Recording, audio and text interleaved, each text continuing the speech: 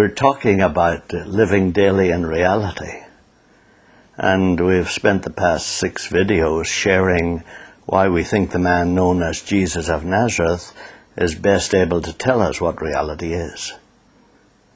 This doesn't mean that we have to be critical or disrespectful of other great prophets like Mohammed and Buddha. It simply means that history seems to show that this man is the one that died, had the ability to come back to life, and spoke about the Creator as his own personal Father.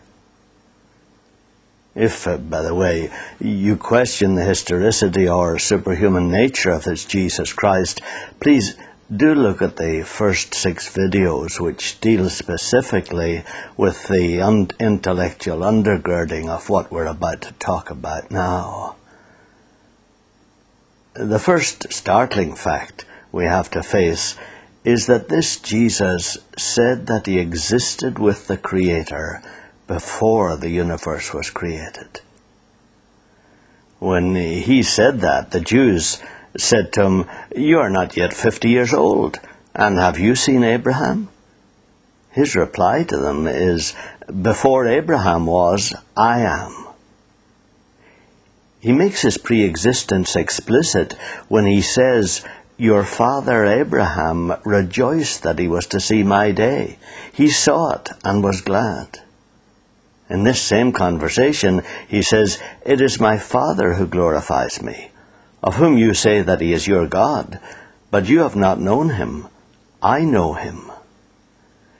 This natural, unaffected consciousness of his prior existence is expressed again in the prayer that he prayed, "Now, Father, glorify me in your presence with the glory I had with you before the world began."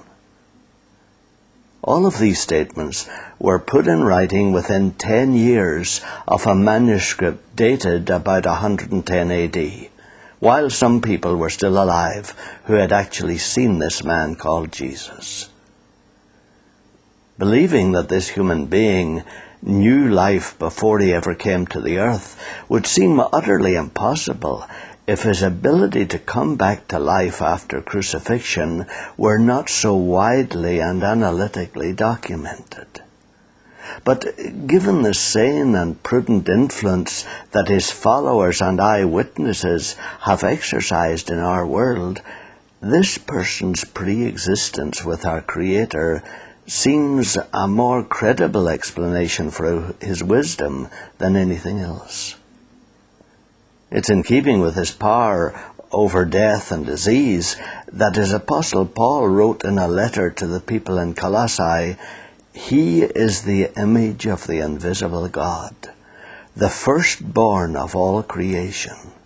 For by him all things were created, things in heaven and on earth, visible and invisible, whether thrones or powers or rulers or authorities. All things were created by him and for him. He is before all things, and in him all things hold together." And it is these facts that make his own words believable when he says, "Before long the world will not see me anymore, but you will see me. Because I live, you also will live. On that day you will realize that I am in my Father, and you are in me, and I am in you." What then is reality? Reality is that you are actually part of the only Son of our Creator. Far from being the chance accident of a blind evolutionary process, you are a carefully and uniquely designed development of God's only Son. Evolved? Probably, but by a process consciously and lovingly designed and cared for by a loving Father's concern for his only Son. Reality was stated simply by this man, Jesus, scholarly apostle, when he wrote to the people at Ephesus about 60 AD, "We are God's workmanship, created in Christ Jesus for good works that he has prepared beforehand that we should walk in them." Why would our Creator make us inside His only Son?